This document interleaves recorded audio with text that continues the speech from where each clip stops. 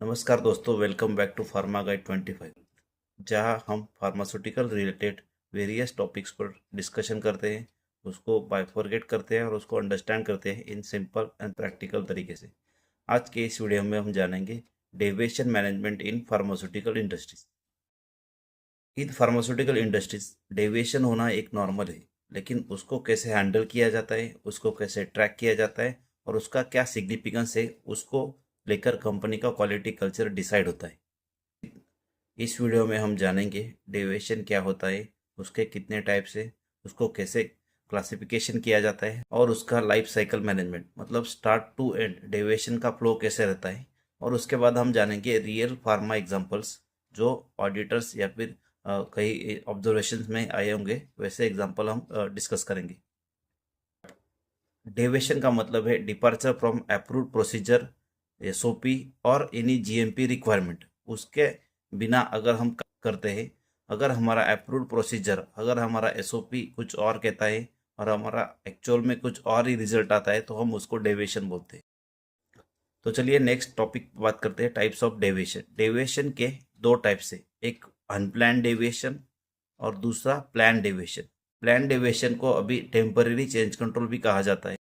तो चलिए first point पर बात करते हैं, अनप्लान डेविएशन वो डेविएशन होते हैं जो अनएक्सपेक्टेडली ऑकर होते हैं, जो जिस टाइम पे एसओपी प्रोसीजर्स या कुछ इंस्ट्रक्शन है वो फॉलो नहीं होता, उसकी वजह से हमको कुछ आइडेंटिफाई होता है कि ये प्रॉब्लम आ सकता है, तो उसको हम अनप्लान डेविएशन बोल सकते हैं।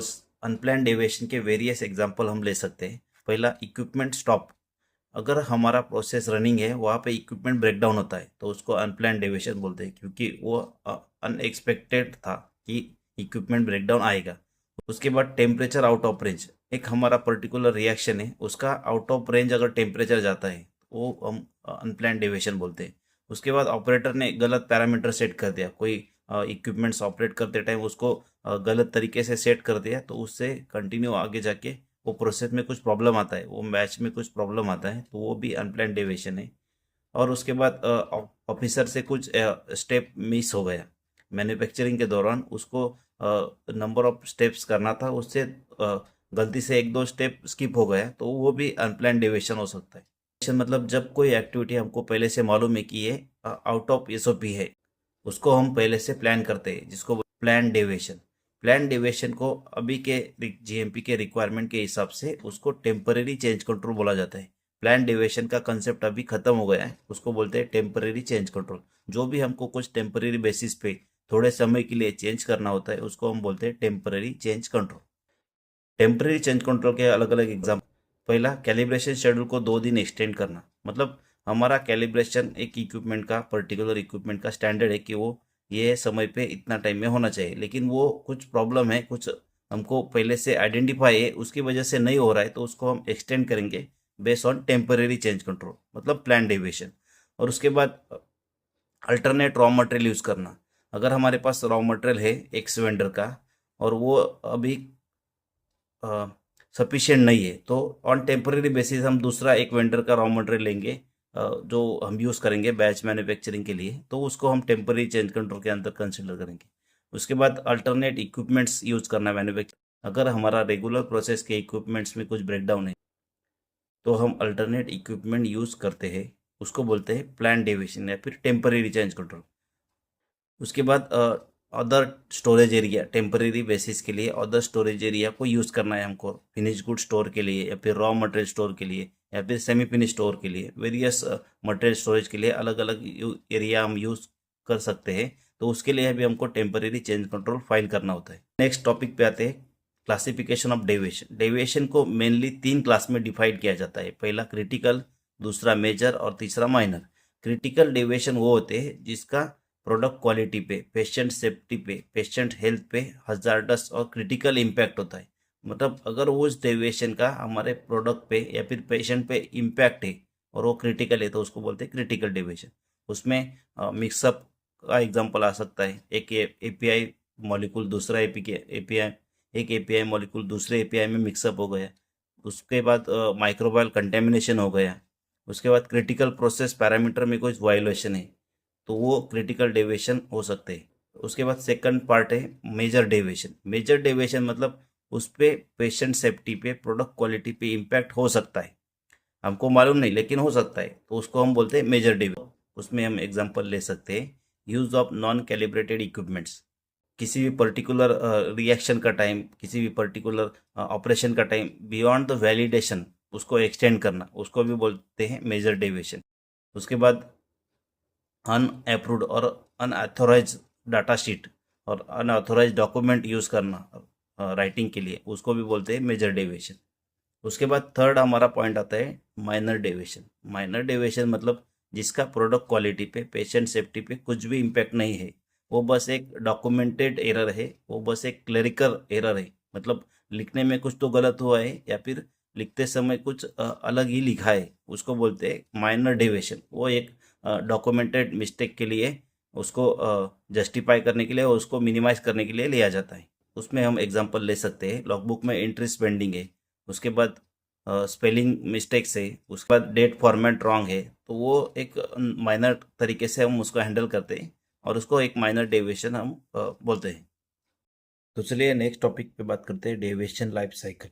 डेविएशन लाइफ साइकिल में सबसे पहला और इम्पोर्टेंट टॉपिक है आइडेंटिफिकेशन, मतलब डेविएशन किसको आइडेंटिफाई हो, ऑपरेटर, सुपरवाइजर या फिर कोई भी एनालिस्ट या कोई भी वर्कर जो फर्स्ट टाइम उस एक्टिविटी को देखता है, वो हमारा आइडेंटिफायर यानी कि उसने हमारा डेविएशन आइडेंटिफाई किया है, वो बोल सकते हैं। डेविएशन आइडेंटिफाई होने के बाद इमीडिएटली विद इन 24 आवर्स उसको रिपोर्ट करना है। मान लीजिए ऑपरेटर एक ऑब्जर्व करता है वाइल टेम्परेचर रिकॉर्डिंग, ड्रायर का टेम्परेचर सडन जो लिमिट है उसके ऊपर है, तो उसको डेविएशन नोटिस होता है, वो आइडेंटिफाई करता है और अपना सुपरवाइजर को इन्फॉर्म करता है। उसके बाद next reporting, deviation form initiate होता है, उसमें कौन से बैच में हुआ है, कौन से इक्विपमेंट में हुआ है, कौन सा टाइम है, कौन सा मशीन है, कौन सा पीरियड है और कौन ऑफिसर या फिर कौन एनालिस्ट वहाँ पर काम कर रहा था, वो सब डिटेल उसमें फिल किया जाता है। उसके बाद नेक्स्ट है इनिशियल इम्पैक्ट असेसमेंट। उसमें चेक किया जाता है कि इस डेविएशन का पेशेंट सेफ्टी पे, प्रोडक्ट क्वालिटी पे या फिर रेगुलेटरी कंप्लायंस पे कुछ इशू है, कुछ उस पे इम्पैक्ट है। अगर इम्पैक्ट है तो उसको क्लासिफिकेशन किया जाता है, उसी के बेस पर हम उसको क्लासीफाई करते हैं कि वो हमारा डेविएशन है वो क्रिटिकल है, मेजर है या माइनर है। नेक्स्ट टॉपिक है इन्वेस्टिगेशन। इन्वेस्टिगेशन का मेन ऑब्जेक्टिव है टू फाइंड रूट कॉज, मतलब वो जो डेविएशन हुआ है उसका रूट कॉज, उसका मुख्य कारण क्या है जिसकी वजह से वो डेविएशन हुआ है, वो आइडेंटिफाई करना होता है। उसमें 5Y का यूज़ कर सकते हैं, उसमें 6M का यूज़ कर सकते हैं, उसमें फिशबोन का यूज़ कर सकते हैं। अगर हमने टेम्परेचर का एग्जांपल लिया तो उसी को हम आगे फॉरवर्ड करते हैं कि जब इन्वेस्टिगेशन किया तो उसमें पता चला कि कैलिब्रेशन का जो सेंसर था वो ड्यू हो गया था, मतलब उसका जो वैलिडिटी है कैलिब्रेशन का वो ड्यू हो गया था, इसके लिए वो 2 डिग्री ज़्यादा टेम्परेचर शो किया। उसके बाद नेक्स्ट पार्ट है रिस्क असेसमेंट, मतलब जो भी हमारा डेविएशन हुआ है वो बैच में वो प्रोडक्ट सेफ है, उसका क्वालिटी परफेक्ट है, उसमें कुछ इशू नहीं है, उसमें कुछ फर्दर प्रॉब्लम नहीं है, वो सब उसमें आइडेंटिफाई किया जाता है। अगर बैच रिलीज है तो उसको कौन से बेसिस पे रिलीज करना है वो डिसाइड होता है। अगर उसमें कुछ प्रॉब्लम है, अगर एक्चुअल में बैच फेल्ड है और वैलिड रिजल्ट्स है, तो उसको रिजेक्ट करना है, उसका रिप्रोसेसिंग करना है, प्यूरिफिकेशन करना है, वो सब उसमें क्लैरिफाई होता है, उसमें डिफाइन करना पड़ता है। उसके बाद करेक्टिव एंड प्रिवेंटिव एक्शन, जिसको हम कापा बोलते हैं। कापा में अगर करेक्टिव एक्शन है तो करंट प्रॉब्लम को, अभी जो डेविएशन हुआ है उस प्रॉब्लम को हमको कैसे फिक्स करना है वो उसमें डिफाइंड होता है, जिसको बोलते हैं करेक्टिव एक्शन। और प्रिवेंटिव एक्शन में वही तरीके का मिस्टेक फ्यूचर में ना हो और दूसरे कोई इक्विपमेंट्स में, कोई इंस्ट्रूमेंट में, कोई एनालिटिकल प्रोसीजर में एरर ना आए, इसके लिए हम प्रिवेंटिव एक्शन लेते हैं। इस केस में डेविएशन का जो करेक्टिव एक्शन है वो हो सकता है हमने कैलिब्रेशन सेंसर है, जो भी हमारा इंस्ट्रूमेंट सेंसर है उसको रिप्लेस किया। और प्रिवेंटिव एक्शन ये हो सकता है कि हमने कैलिब्रेशन का जो सिस्टम है, कैलिब्रेशन का जो ट्रैकिंग है वो इनहांस किया, उसमें कुछ मॉडिफिकेशन किए और वो प्रॉपर कैलिब्रेट है, वो डिफाइनाइट इंटरवल पे चेक होना चाहिए, ऐसा हमने उसमें कंट्रोल डाला। नेक्स्ट है deviation closure. After successful investigation, कि वे इन्वेस्टिगेशन रिव्यू करता है, उसका जो प्रपोज कापा है वो रिव्यू करता है और कापा क्लोज होने के बाद ही डेविएशन को क्लोज किया जाता है। हम एक अभी रियल केस स्टडी देखते हैं जिसमें हमारा एपीआई सिंथेसिस के दौरान एक रिएक्शन का टेम्परेचर था 62 टू 65 डिग्री, लेकिन 20 मिनट के लिए हमारा कुछ मैन्युफैक्चरिंग प्रॉब्लम की वजह से टेम्परेचर 67 तक गया, मतलब 20 मिनट का उसमें एक्सर्शन आया। उस केस में हमको इम्पैक्ट असेसमेंट में ये चेक करना है कि उस टेम्परेचर एक्सर्शन का प्रोडक्ट क्वालिटी पे इम्पैक्ट है क्या नहीं।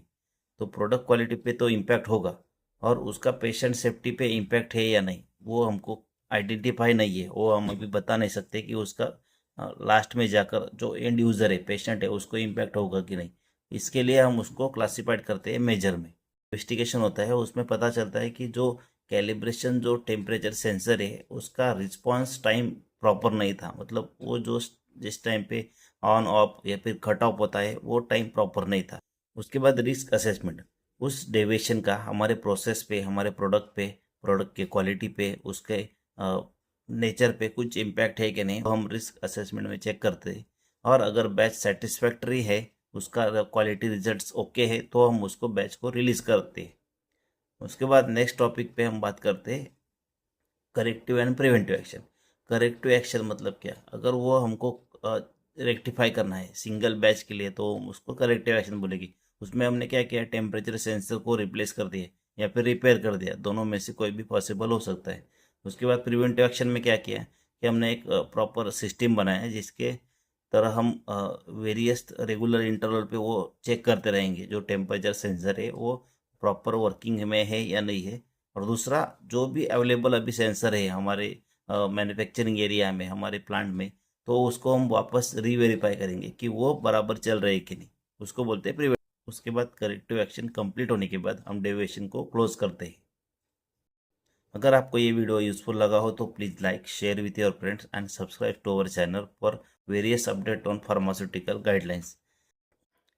आप अल्कोआ यानी कि डाटा इंटीग्रिटी को कैसे अंडरस्टैंड करते हैं और उसको कैसे इम्प्लीमेंट करते हैं फार्मास्यूटिकल में, वो वीडियो देखने के लिए राइट साइड में क्लिक कर सकते हैं। अगर आपको चेंज कंट्रोल को ब्रीफली समझना है तो आप लेफ्ट साइड में जो एरो है वहाँ पर क्लिक करके चेंज कंट्रोल का वो वीडियो देख सकते हो। Thank you.